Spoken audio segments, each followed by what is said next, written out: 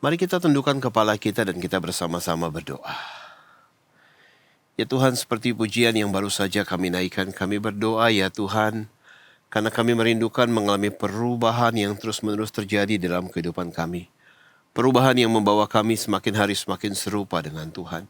Bukan cuma perubahan yang tampak di luar ya Tuhan, tetapi perubahan yang sejati, yang nyata di dalam diri kami. Yang hanya bisa dikerjakan oleh Allah Roh Kudus yang berkuasa itu. Oleh sebab itu, pada pagi hari ini, kami rindu kebenaran firman-Mu yang akan kami dengarkan, juga berbicara secara nyata kepada setiap kami, mengubahkan pola pikir kami, menuntun kami dalam perubahan sikap dan tingkah laku kami, sehingga Engkau boleh mendapati kami hidup untuk semakin menyenangkan hati Tuhan. Kami siap untuk mendengarkan Tuhan berbicara kepada setiap kami pada pagi hari ini. Oleh sebab itu ya Tuhan, mari berbicara kepada setiap kami. Apa yang Tuhan mau sampaikan bagi setiap kami yang mendengarkan, yang mengikuti ibadah ini bersama-sama. Biarlah Engkau membuka hati kami, supaya kami boleh menangkap kebenaran firman-Mu yang secara khusus Tuhan berbicara kepada kami. Dan dengan demikian ya Tuhan, kami juga punya hati yang mau mentaati kebenaran firman Tuhan. Kami menyerahkan waktu pemberitaan firman-Mu ini ke dalam tangan Tuhan. Berbicaralah ya Tuhan, karena kami anak-anak-Mu siap mendengarkan Tuhan berbicara. Di dalam nama Tuhan Yesus kami berdoa. Amin. Amin. Shalom Bapak Ibu Saudara yang dikasihi Tuhan. Pada pagi hari ini kita akan bersama-sama merenungkan satu kebenaran firman Tuhan yang didasari dari Injil Yohanes. Oleh sebab itu saya mengajak saudara untuk membuka Injil Yohanes pasal yang ke-16. Kita akan mulai membaca bersama-sama, atau saya akan membacakannya, saudara mengikuti di dalam Alkitab saudara, mulai dari ayat yang ke-16 sampai ayat yang ke-24. Yohanes pasal yang ke-16, ayat 16 sampai ayat 24, demikianlah firman Tuhan. Tinggal sesaat saja dan kamu tidak melihat aku lagi, dan tinggal sesaat saja pula dan kamu akan melihat aku. Mendengar itu beberapa dari muridnya berkata seorang kepada yang lain, apakah artinya ia berkata kepada kita, tinggal sesaat saja dan kamu tidak melihat aku, dan tinggal sesaat saja pula dan kamu akan melihat aku, dan aku pergi kepada Bapa? Maka kata mereka, apakah artinya ia berkata, tinggal sesaat saja? Kita tidak tahu apa maksudnya. Yesus tahu bahwa mereka hendak menanyakan sesuatu kepadanya. Lalu ia berkata kepada mereka, apakah kamu membicarakan seorang dengan yang lain apa yang kukatakan tadi, yaitu tinggal sesaat saja dan kamu tidak melihat aku, dan tinggal sesaat saja pula dan kamu akan melihat aku? Aku berkata kepadamu, sesungguhnya kamu akan menangis dan meratap, tetapi dunia akan bergembira. Kamu akan berduka cita, tetapi duka citamu akan berubah menjadi sukacita. Seorang perempuan berduka cita pada saat ia melahirkan. Tetapi sesudah ia melahirkan anaknya, ia tidak ingat lagi akan penderitaannya, karena kegembiraan bahwa seorang manusia telah dilahirkan ke dunia. Demikian juga kamu sekarang diliputi duka cita, tetapi aku akan melihat kamu lagi, dan hatimu akan bergembira, dan tidak ada seorang pun yang dapat merampas kegembiraanmu itu daripadamu. Dan pada hari itu kamu tidak akan menanyakan apa-apa kepadaku.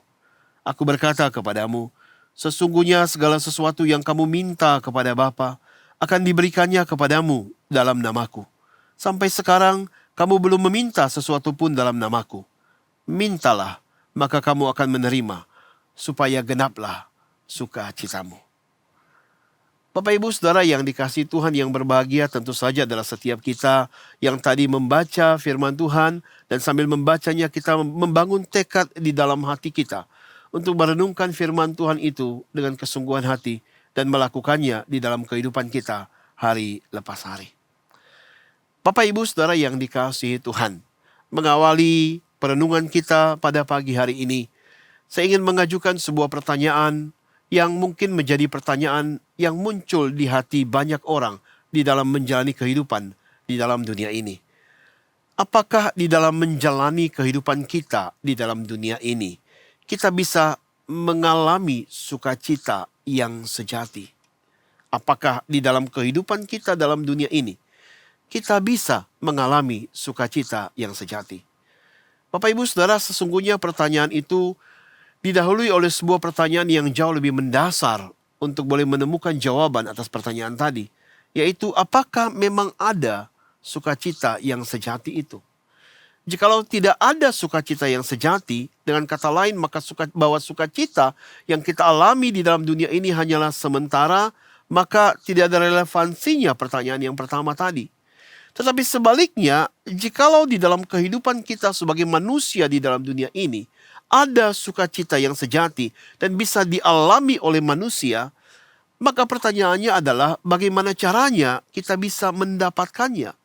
Di mana kita bisa mendapatkan sukacita yang sejati itu sehingga kita bisa mengalaminya di dalam kehidupan kita selama kita ada di tengah-tengah dunia ini. Karena saya percaya setiap orang merindukan mengalami sukacita yang sejati. Saya dan saudara juga pasti memiliki kerinduan akan hal itu. Tentu saja Bapak Ibu Saudara yang dikasihi Tuhan, di dalam dunia ini ada begitu banyak orang yang mengalami sukacita. Kita bersukacita karena banyak hal.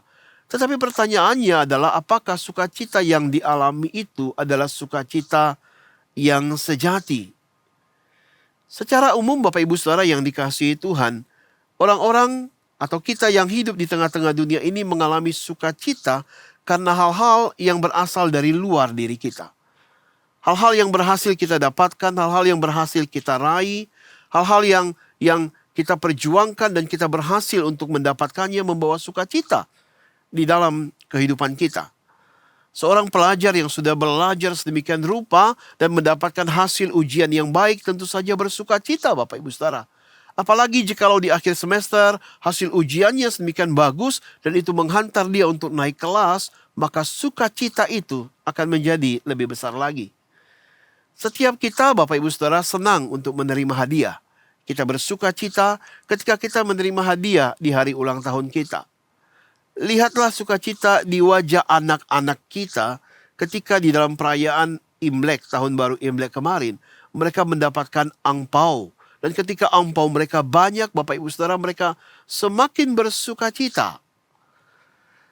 Kita merasa senang setiap kali kita berhasil mendapatkan keuntungan yang besar di dalam usaha yang sedang kita kelola, di dalam pekerjaan yang sedang kita lakukan. Dan kalau kemudian usaha itu berhasil dengan baik, dari satu toko menjadi toko yang kedua, kita senang sekali Bapak Ibu Saudara. Kalau sepanjang tahun ini hasil penjualan kita mendatangkan cuan, mendatangkan keuntungan yang besar, dan itu membuat kita dari hasil itu bisa membeli rumah impian kita, tentu saja kita senang. Kita senang kalau tabungan kita yang sedikit demi sedikit kita tabung dan ketika jumlahnya sudah cukup, kita bisa membeli mobil pertama kita. Kita senang Bapak Ibu Saudara. Kita senang dan bangga ketika kita mendapatkan hal-hal tertentu di dalam kehidupan ini yang bernilai. Kita senang dan bangga ketika kita diterima di dalam satu klub sosial tertentu dengan banyak privilege yang kita dapatkan di dalamnya, yang tidak bisa diperoleh oleh sembarang orang. Dan kita senang sekali dengan status dan kelompok itu. Ada banyak hal Bapak Ibu Saudara di dalam dunia ini yang mendatangkan kesenangan dan sukacita di dalam kehidupan kita. Entahkah itu hal-hal yang kecil dan sederhana, ataupun hal-hal yang besar yang tidak pernah kita pikirkan sebelumnya, dan waktu kita menerimanya mendatangkan sukacita yang melimpah di dalam kehidupan kita. Sukacita yang hadir di dalam hati kita tidak selalu berasal dari hal-hal besar yang berhasil kita dapatkan dan kita raih. Hal-hal yang sederhana sehari-hari pun Bapak Ibu Saudara bisa membangkitkan sukacita yang melimpah di dalam kehidupan kita. Tetapi sekali lagi pertanyaannya Bapak Ibu Saudara, ketika kita mengalami sukacita itu, apakah sukacita itu terus tinggal di dalam hati kita? Apakah sukacita itu terus memenuhi hidup kita dan tampak nyata di dalam kehidupan kita hari lepas hari? Apakah ketika orang melihat kita bertemu dengan kita, mereka merasakan sebuah kehidupan yang bersukacita yang kita nyatakan dalam diri kita, dari dalam diri kita, yang memang memenuhi kehidupan kita?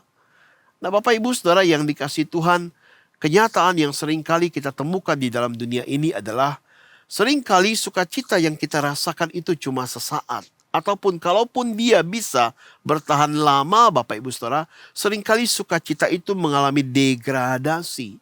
dan lama-lama menjadi pudar, bahkan hilang. Dan ketika kita merindukannya, maka kita akan berjuang lagi untuk mendapatkan sukacita yang jauh lebih besar dan yang jauh lebih besar. Seorang pekerja bersukacita, Bapak Ibu Saudara, ketika di akhir tahun dia mendapatkan bonus dari pekerjaannya.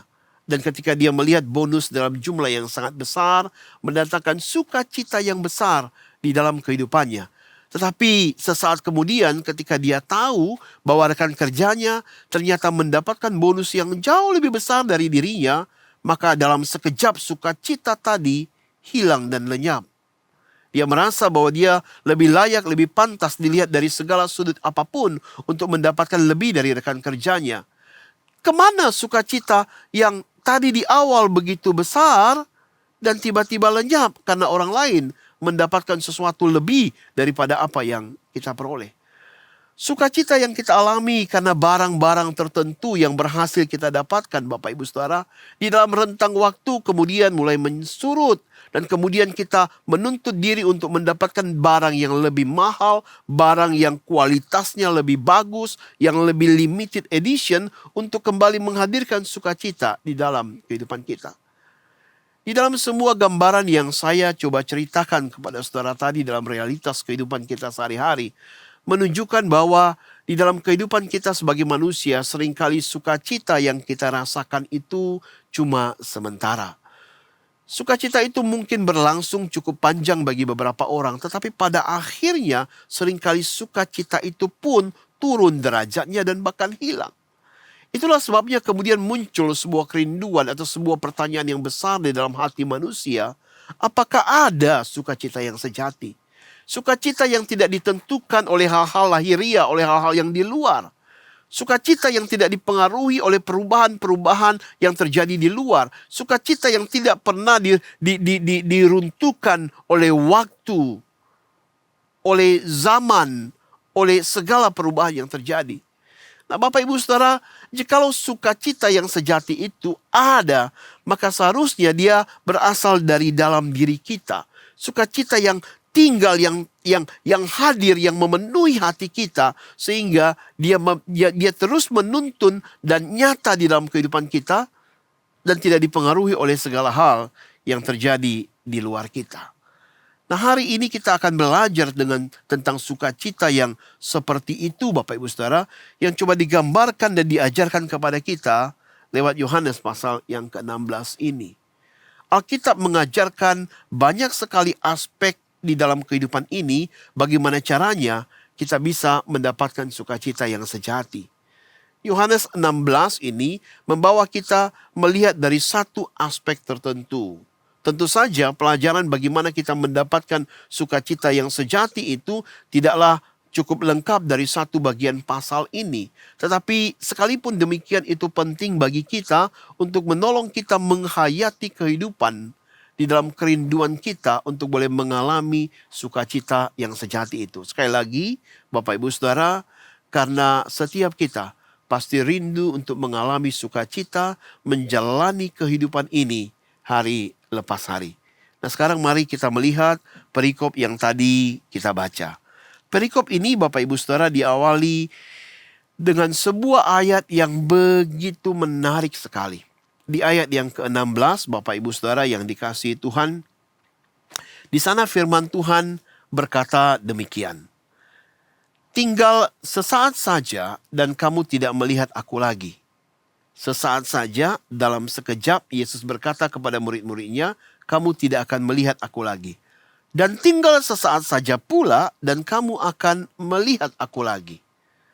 Apa yang dimaksudkan oleh Yesus ketika dia mengucapkan kalimat ini? Apakah kalimat ini hanya sekedar permainan kata semata?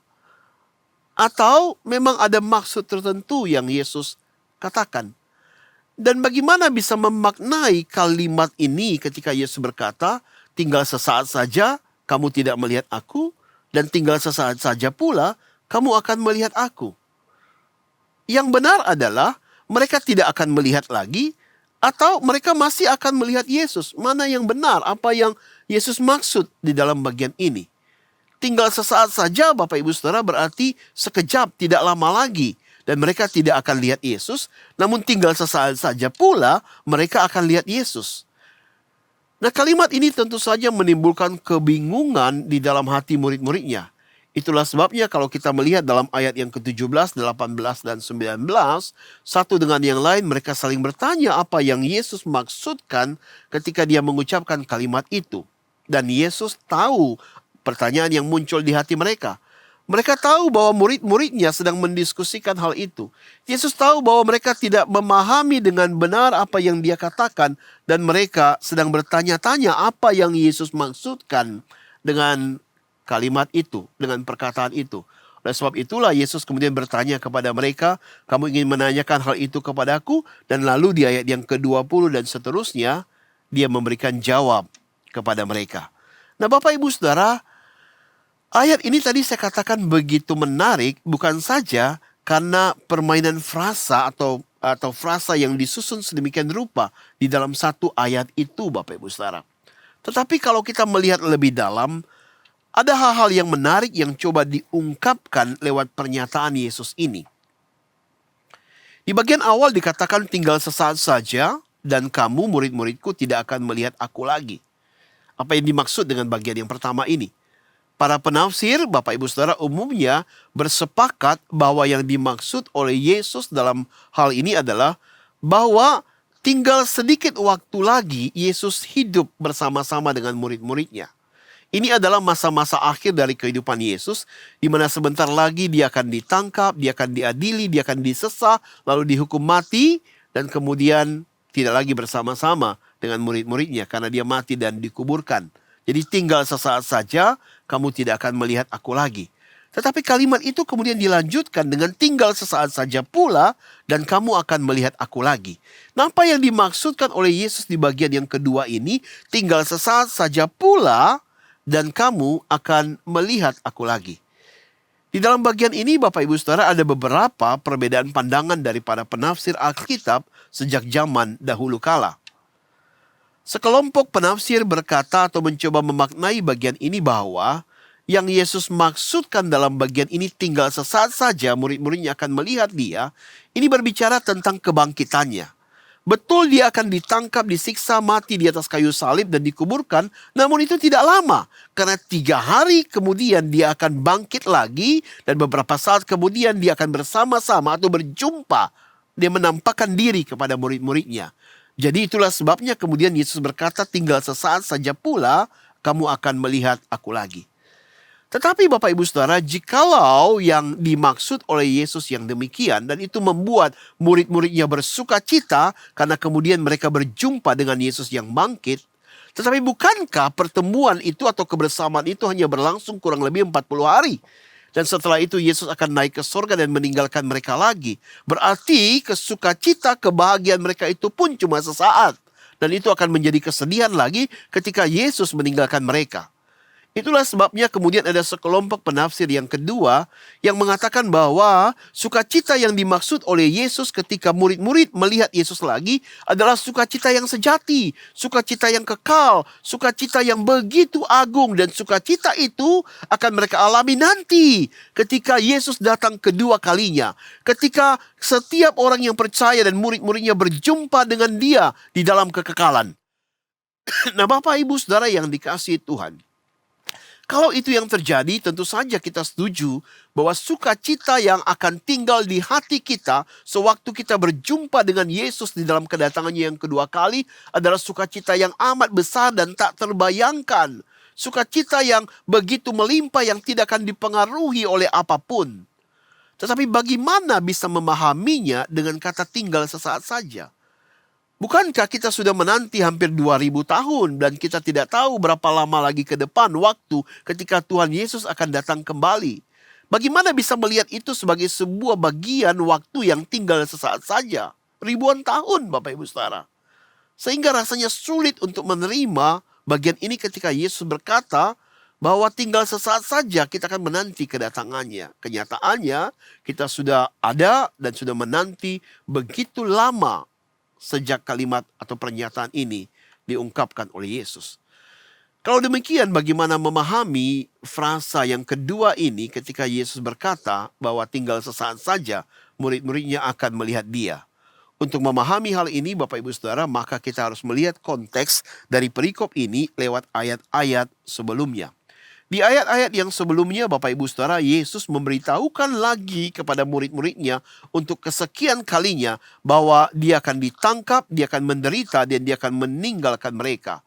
Tetapi sekalipun demikian, Dia tidak akan meninggalkan mereka selama-lamanya. Sebaliknya, Dia akan terus hadir di dalam hidup mereka bersama-sama dengan mereka lewat pribadi Allah Roh Kudus, Sang Penghibur yang dikatakan di sana.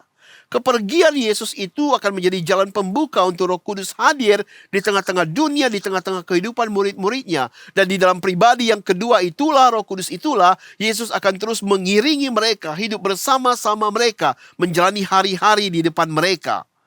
Di dalam ayat yang ke-6 dikatakan, Aku mengatakan ini kepadamu, kamu berduka cita, karena untuk sesaat aku berpisah atau akan meninggalkan engkau. Tetapi ayat yang ke-7 dia berkata, tetapi adalah lebih berguna bagimu jika aku pergi. Sebab jikalau aku tidak pergi, maka penghibur itu tidak akan datang kepadamu. Tetapi jikalau aku pergi, aku akan mengutus dia kepadamu. Dan ketika Roh Kudus Sang Penghibur itu hadir di dalam kehidupan murid-muridnya, maka di ayat yang ke-13 dikatakan, apabila ia datang, yaitu Roh kebenaran, maka dia akan memimpin engkau, memimpin kamu di dalam seluruh kebenaran. Jadi Bapak Ibu Saudara, dari ayat-ayat yang sebelumnya ini, kita bisa memahami bahwa yang dimaksud oleh Yesus, tinggal sesaat saja pula kamu akan melihat aku. Ini berbicara tentang kedatangan Roh Kudus yang akan tinggal di dalam hati murid-muridnya. Yang menyatakan bahwa Allah terus hadir di dalam hidup mereka. Sekalipun sebentar lagi Yesus ditangkap, mati dan meninggalkan mereka, tetapi sesungguhnya dia terus hadir bersama dengan murid-muridnya. Di dalam pribadi Allah Roh Kudus, dia mendampingi mereka, dia menuntun mereka, dia mengajar mereka, dia menguatkan mereka, dia menghibur mereka. Dan dia membawa mereka bagaimana menjalani semua apa yang dia sudah ajarkan kepada mereka. Sehingga mereka bisa hidup di dalam kebenaran. Dan yang begitu menarik Bapak Ibu Saudara, sebenarnya Yesus begitu menekankan bagian yang kedua ini. Tentang kehadiran Roh Kudus yang menyatakan kehadirannya di dalam hidup murid-muridnya. Bukan berarti dia mengabaikan bagian yang pertama di mana dia meninggalkan mereka lewat proses kematian yang tidak biasa. Itu pun adalah hal yang luar biasa Bapak Ibu Saudara. Tetapi kalau saudara meneliti dan melihat penggunaan kata-kata dalam bagian ini, ada sebuah hal yang unik. Di sana dikatakan Bapak Ibu Saudara ada dua kata melihat yang dipakai. Tinggal sesaat saja dan kamu tidak melihat aku lagi. Ini berbicara tentang perpisahan ketika Yesus akan mati dan dikuburkan tidak lagi bersama-sama secara fisik dengan murid-muridnya. Di dalam bahasa Yunaninya Bapak Ibu Saudara, di sana menggunakan kata theoreo. Kata ini adalah kata untuk menunjukkan seseorang melihat, memandang. Tetapi kata theoreo ini tidak menyiratkan sebuah ekspresi perasaan yang mendalam. Lebih kepada seorang yang sedang menyaksikan sebuah peristiwa, seorang penonton yang melihat sebuah peristiwa yang terjadi. Dan mereka ada di sana dan mereka menyaksikan peristiwa itu. Sedangkan kalimat yang kedua Bapak Ibu Saudara, di sana dikatakan dan tinggal sesaat saja pula dan kamu akan melihat aku. Nah, kata melihat yang kedua tidak lagi menggunakan kata theoreo. Sebaliknya, di dalam penulisan bahasa aslinya, bahasa Yunani yang menggunakan kata optanomai. Kata optanomai ini Bapak Ibu Saudara, melihat yang jauh lebih dalam daripada theoreo. Melihat dalam arti memperhatikan, dan ketika dia memperhatikan itu ada sebuah perasaan emosional, ada perasaan takjub, ada perasaan kagum. Karena sesuatu yang dia lihat itu mungkin spektakuler, begitu luar biasa, di luar praduga sebelumnya. Jadi ada keterlibatan emosi yang mendalam di dalamnya. Apakah di dalam bagian ini Yesus ingin mengatakan bahwa peristiwa kematiannya, keterpisahan fisiknya dengan murid-muridnya adalah sebuah hal yang biasa saja dengan penggunaan kata theoreo? Tentu saja tidak Bapak Ibu Saudara. kematian Yesus di kayu salib begitu penting, khususnya bagi penebusan dosa kita, dan itu sebuah peristiwa yang luar biasa. Tetapi Yesus juga mau menekankan sesuatu yang lebih dari itu. Bahwa dengan kematiannya itu justru murid-muridnya akan melihat sebuah peristiwa yang jauh spektakuler. Kehadirannya yang jauh lebih nyata di dalam hidup mereka. Bukan cuma sekedar 3,5 tahun dia bersama-sama dengan mereka secara fisik. Tetapi dia akan menyertai mereka sepanjang umur hidup mereka. Kehadirannya bersama-sama dengan mereka 3,5 tahun, dia mengajar mereka, dia menuntun mereka. Tetapi kehadirannya dalam pribadi Roh Kudus akan menyertai mereka dalam peristiwa-peristiwa yang luar biasa yang akan mereka hadapi di depan. Di tengah-tengah situasi sulit yang menanti mereka. Di tengah-tengah penindasan, penganiayaan yang menunggu mereka di persimpangan jalan untuk mempertahankan iman mereka kepada Kristus. Dan dia menyertai mereka.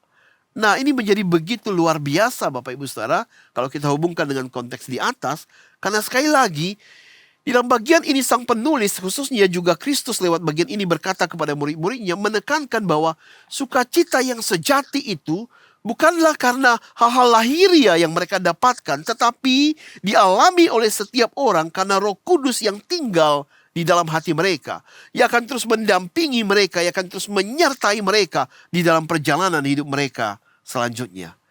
Nah, dalam bagian ini sebuah pelajaran penting yang bisa kita pelajari Bapak Ibu Saudara dalam kehidupan kita pada masa kini, yaitu bahwa sukacita yang sejati itu tidak kita alami, tidak kita dapatkan, tidak kita miliki di dalam hidup kita karena hal-hal lahiriah yang berhasil kita raih, materi, harta benda, kekuasaan, kehormatan apapun yang sesungguhnya tidak bisa kita pertahankan selama-lamanya sepanjang umur hidup kita.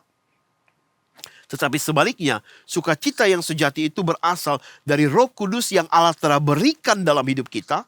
Sewaktu kita percaya kepada Yesus dan mempercayakan hidup kita kepada Yesus, Roh Kudus yang tinggal di dalam hati kita dan mempertahankan kita sebagai milik Allah dari segala serangan, godaan, tantangan di dalam kehidupan di dalam dunia ini. Dan karena Roh Kudus itu hadir dengan kuasanya di dalam hidup kita, itulah yang mengalirkan sukacita yang kekal, sukacita yang luar biasa, sukacita yang sejati di dalam menjalani hidup ini, situasi apapun yang kita alami.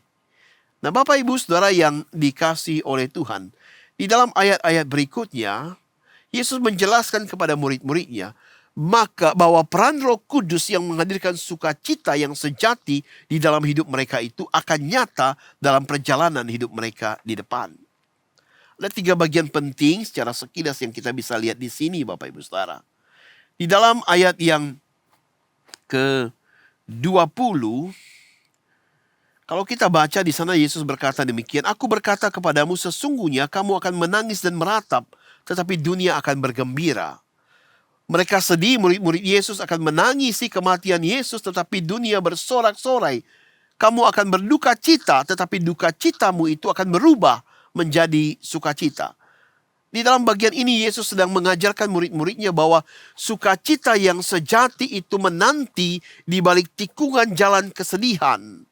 Setelah Yesus meninggalkan mereka, maka mereka akan menghadapi tantangan. Mereka akan mengalami serangan dari banyak guru-guru agama karena mereka adalah murid-murid Yesus. Tetapi sekalipun demikian, Roh Kudus yang tinggal di dalam diri mereka akan terus membangkitkan pengharapan dan sukacita di dalam kehidupan mereka. Yesus mengajar murid-muridnya bahwa mereka tidak bisa menikmati atau mencicipi sukacita yang sejati jikalau mereka tidak terlebih dahulu mengalami kesedihan dan penderitaan. Dan kalau kita melihat kehidupan murid-murid setelahnya Bapak Ibu Saudara, kita bisa melihat bagaimana mereka kemudian setelah Roh Kudus turun membangkitkan keberanian dalam diri mereka untuk memberitakan Injil. Sekalipun kemudian mereka mendapatkan perlawanan dari kelompok-kelompok agama Yahudi tertentu, sekalipun mereka kemudian ditangkap, diseret di depan pengadilan untuk mempertanggungjawabkan apa yang mereka ajarkan, sekalipun mereka dihambat, dilarang untuk memberitakan Injil, memberitakan Yesus Kristus, bahkan kemudian mereka disesah, disiksa sedemikian rupa, tetapi semuanya itu tidak membangkitkan kepahitan bahkan kemarahan di dalam diri mereka. Sebaliknya, mereka meninggalkan tempat itu, Alkitab berkata, dengan sukacita. Mereka melewati penderitaan itu, aniaya itu dengan sukacita. Dan sukacita itu berasal dari dalam diri mereka, Roh Kudus yang memberikan kekuatan sehingga mereka bisa mengalami sukacita bahkan di tengah penderitaan, di tengah tantangan yang mereka alami. Bapak Ibu Saudara yang dikasihi Tuhan, hal yang sama bisa terjadi dalam kehidupan kita. Hidup yang kita alami di depan tidak selalu baik-baik saja. Ada masalah, ada tantangan yang mungkin siap menghadang kita di dalam setiap tikungan jalan kehidupan kita. Tetapi sekalipun demikian, Roh Kudus yang hadir di dalam diri kita yang akan terus menguatkan kita dan membangkitkan sukacita. Sehingga kita bisa memaknai setiap perjalanan hidup ini bersama dengan Tuhan, bahwa Dia tidak pernah meninggalkan kita, Dia selalu menyertai kita, Dia menguatkan kita. Dia mengajar kita banyak hal lewat hal-hal sulit yang kita alami dalam hidup ini. Dalam setiap kegagalan yang kita alami dalam rumah tangga, dalam pekerjaan, dalam studi, dalam apapun dalam kehidupan kita, Roh Kudus mengajar kita bagaimana kita bergantung kepada Tuhan. Mengajar kita untuk bangkit dan menjadi lebih baik, menemukan jalan keluar yang baru dengan hikmat penuh dari Tuhan. Sehingga melewati fase kehidupan itu, kita bisa menjadi umat Tuhan, menjadi orang yang jauh lebih baik dan tetap bersukacita atasnya. Di dalam ayat berikutnya Bapak Ibu Saudara, di sana Yesus yang kedua mengajarkan bahwa sukacita yang sejati itu tahan terhadap setiap tantangan, serangan, dan godaan. Sekalipun situasi sulit yang dialami oleh murid-murid Yesus, tetapi sukacita mereka tidak hilang karena sukacita itu dibangun di atas kemenangan Yesus Kristus atas kematian. Yesus yang menang atas kematian itu tinggal sekarang di hati mereka bersama-sama dengan mereka. Mendampingi mereka menjalani hidup.